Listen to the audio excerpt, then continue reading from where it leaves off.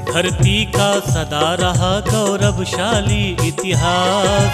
इस धरती का सदा रहा गौरवशाली इतिहास। चिंतन दर्शन धर्म मर्म का पावन यहाँ प्रकाश। चिंतन दर्शन धर्म मर्म का पावन यहाँ प्रकाश। आज पुनः है जगा हुआ इस मिट्टी का सम्मान। आज पुनः है जगा हुआ इस मिट्टी का सम्मान। वर्तमान कर रहा सुनहले आगम का निर्माण। वर्तमान कर रहा सुनहले आगम का निर्माण। अब तो मिटने लगी अशिक्षा भय की दुखद विभावरी। आओ हम सब रच दे मिलकर नव बिहार की डायरी। नमस्कार, बिहार वीडियो डायरी के इस एपिसोड में आपका बहुत बहुत स्वागत है। आइए सबसे पहले देखते हैं बढ़ता बिहार।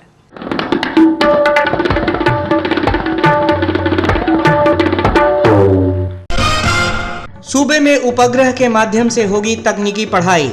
इसरो के साथ मिलकर राज्य सरकार 30 इंटरैक्टिव टर्मिनल्स की स्थापना करेगी। राज्य सरकार ने चीनी मिलों से संबद्ध ग्रामीण इलाकों में आधारभूत संरचना के विकास के लिए 120 किलोमीटर सड़क निर्माण के लिए 3 दर्जन योजनाओं की स्वीकृति दी। मंत्रिपरिषद द्वारा भागलपुर सांप्रदायिक दंगों में मृतकों एवं लापता व्यक्तियों के आश्रितों को पेंशन भुगतान के लिए कुल 1,27,95,000 रुपए स्वीकृत तथा कब्रिस्तानों की घेराबंदी हेतु मंत्रिमंडल द्वारा प्रथम चरण में 10 करोड़ रुपए स्वीकृत।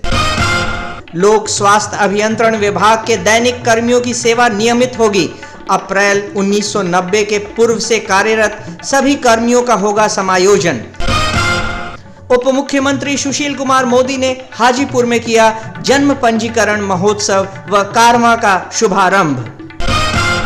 महादलित में आने वाली 23 जातियों के बीच प्राथमिकता के आधार पर होगा राशन दुकानों का आवंटन। नवनियुक्त शिक्षकों के मार्च तक के वेतन के लिए 318 करोड़ रुपए किए गए आवंटित। गंगा नदी पर छपरा और आरा के बीच पुल का निर्माण करेगा IDFC। राज्य सरकार और इंफ्रास्ट्रक्चर डेवलपमेंट फाइनेंस कॉरपोरेशन के बीच बनी सहमति। राज्य सरकार द्वारा घोषित 10 नए स्टेट हाईवे का निर्माण कराएगा एशियन डेवलपमेंट बैंक। 942 किलोमीटर नए स्टेट हाईवे के निर्माण में अगले 3 वर्षों में 2000 करोड़ रुपए खर्च होंगे।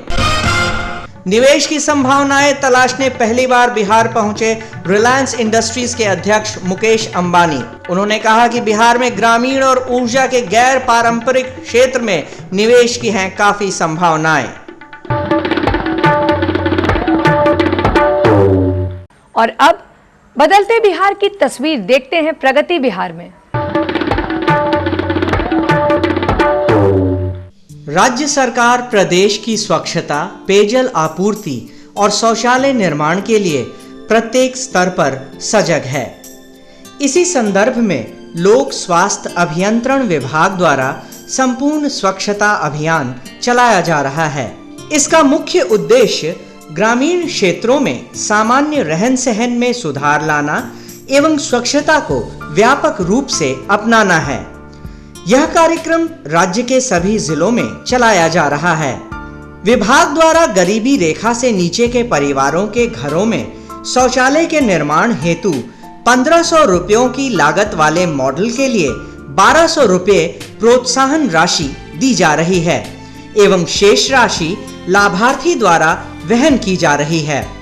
गरीबी रेखा से ऊपर के परिवारों के लिए 50 लाख रुपए प्रति जिला रिवॉल्विंग फंड का भी प्रावधान है, जिससे शौचालय निर्माण हेतु 2000 रुपयों तक का ऋण दिया जा रहा है और ऋण की कटौती 10-12 मासिक किश्तों में की जा रही है। शुद्ध पेयजल उपलब्ध करवाने के लिए विभाग द्वारा हैंडपंप लगाने से पूर्व भूतल में जल की गुणवत्ता की जांच की जा रही है, जिससे गरीब और वंचित समुदाय को शुद्ध पेयजल प्राप्त हो सके।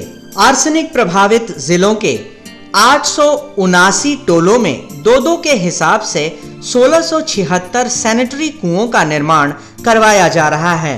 आयरन और फ्लोराइड से प्रभावित क्षेत्रों में भी सरकार शुद्ध पेयजल की व्यवस्था कर रही है। मंत्रिमंडल द्वारा गांवों में पेयजल की आपूर्ति के लिए 56 करोड़ रुपयों की 49 योजनाओं की स्वीकृति प्रदान की गई है। वर्तमान सरकार द्वारा बाढ़ ग्रस्त इलाकों में पेयजल आपूर्ति और अस्थायी शौचालय निर्माण तथा इससे संबंधित अन्य जरूरतों के लिए 18 करोड़ रुपयों की मंजूरी प्रदान की गई है। संपूर्ण स्वच्छता अभियान को बढ़ावा देने हेतु सरकार द्वारा निर्मल ग्राम पुरस्कार के रूप में पंचायत को 4 लाख, प्रखंड को 20 लाख एवं जिला को 50 लाख रुपए दिए जाने का प्रावधान है। राज्य में 40 ग्राम पंचायतों को निर्मल ग्राम पुरस्कार से पुरस्कृत किया गया है तथा वैशाली जिले में पूरे देसरी प्रखंड के सभी गांवों को निर्मल ग्राम पुरस्कार प्रदान किया गया है।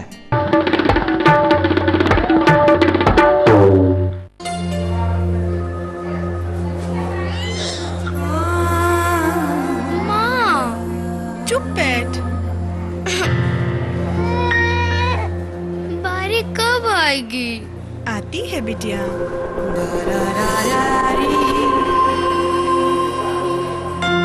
माँ, वो क्या है? अरे, पढ़ी लिखी तो तू है, पढ़ के तो बता जरा। लिखा है HIV एड्स दूषित खून और दूषित सुइयों से फैलता है। आगे तो पढ़। ध्यान रहे, खून जांचा हुआ हो और सुई नई हो या फिर 20 मिनट तक उबली हुई। जपना दीदी, डॉक्टर ने जी सुई तो नई है ना? बिल्कुल, तुम्हारे सामने ही तो खोल रही हूँ। समझो एड्स को, चुनो जिंदगी को।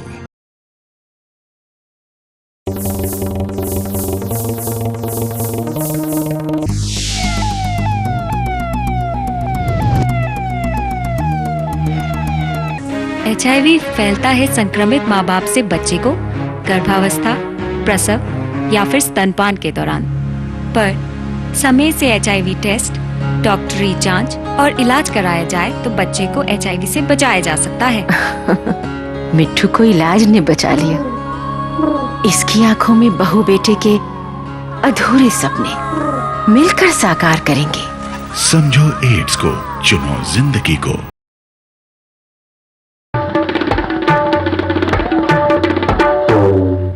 और अब ग्रामीण बिहार में आपको दिखाते हैं कैसे बिहार के गांवों की दशा और दिशा बदल रही है। कई सालों से बांका जिले के कई गांवों की हजारों भूमिहीन निर्धन महिलाओं के लिए अपना गुजारा करने के लिए 2 ही विकल्प थे, लकड़ी काटना या फिर जंगली पत्तों से डोंगे और पत्तल बनाकर बेचना। पर आज नहीं, आज उन्हें गरीबी और भूखमरी के कुचक्र से निकालकर एक गरिमामय जीवन प्रदान किया है प्रधान ने।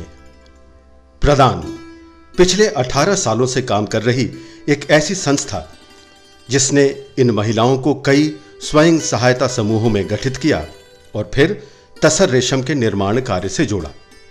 तसर रेशम निर्माण की सबसे बड़ी जरूरत है तसर अंडे बनाना, जो प्रधान के प्रयासों के पहले राज्य और केंद्र सरकार की जिम्मेदारी थी। कई बार समय पर अंडे नहीं मिलने से कारीगरों के काम और आमदनी पर प्रतिकूल असर पड़ता था। प्रधान ने महिलाओं और बेरोजगार लड़कों को 3 चरणों में तसर अंडा बनाने का वैज्ञानिक प्रशिक्षण दिया।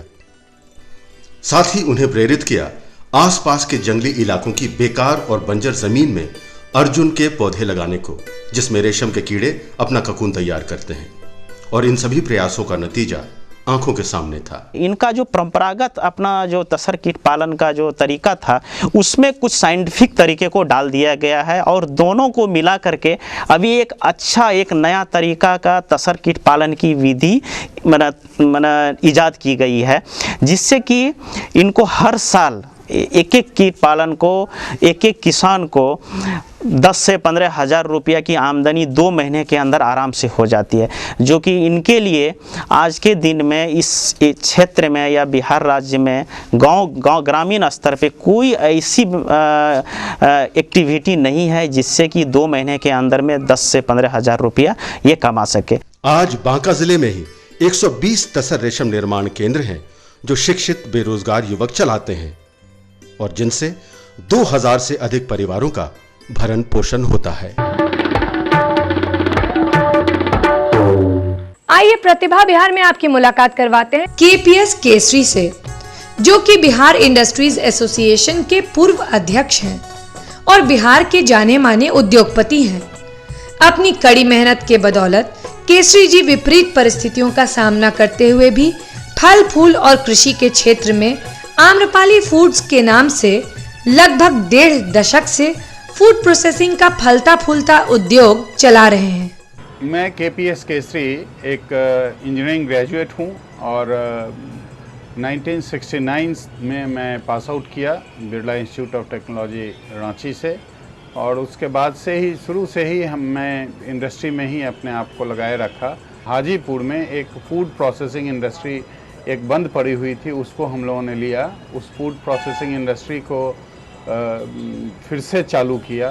तो मैं आश्वस्त होकर एक बात आपके सामने रखना चाहूँगा कि ये जो नई सरकार आई है, इसने जो पहल लिए हैं, उन पहल के आधारित पर एक चीज़ सामने उभर के आया है, वो है कि अब उद्योगों के लिए हो या व्यवसाय के लिए हो, एक भय मुक्त वातावरण निश्चित तौर पे काफ़ी हद तक बन चुका है।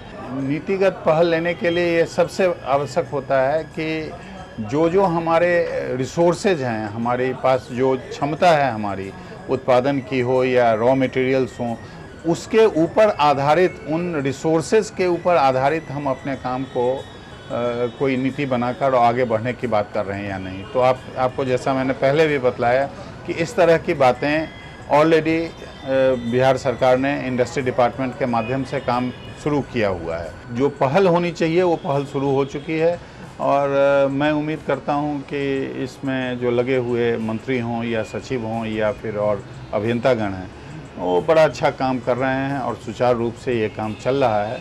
तो इसके परिणाम अच्छे आएंगे और रोड और बिजली अगर हो गई, नीतिगत निर्णय अगर सही रहा, भय मुक्त वातावरण मैंने कहा कि वो हो चुका है, तो उद्योगों का आने वाले समय में जाल बिछना बड़ा स्वाभाविक है और मैं समझता हूँ कि बिहार के विकास के लिए एक बहुत अच्छी शुरुआत होगी। बिहार धरोहर के चौथे एपिसोड में पूछे गए सवाल का सही जवाब है गोल घर का निर्माण कैप्टन जॉन गास्टिंग द्वारा करवाया गया था। सही जवाब भेजने वाले हैं सुबोध कुमार मरहौरा से। आपको आपका पुरस्कार बहुत बहुत मुबारक। आज का हमारा सवाल है, राजगीर में अवस्थित विश्व को शांति और अहिंसा का संदेश देता है ये भव्य विश्व शांति स्तूप। पर्यटकों और धर्मावलंबियों के लिए ये आकर्षण का मुख्य केंद्र है।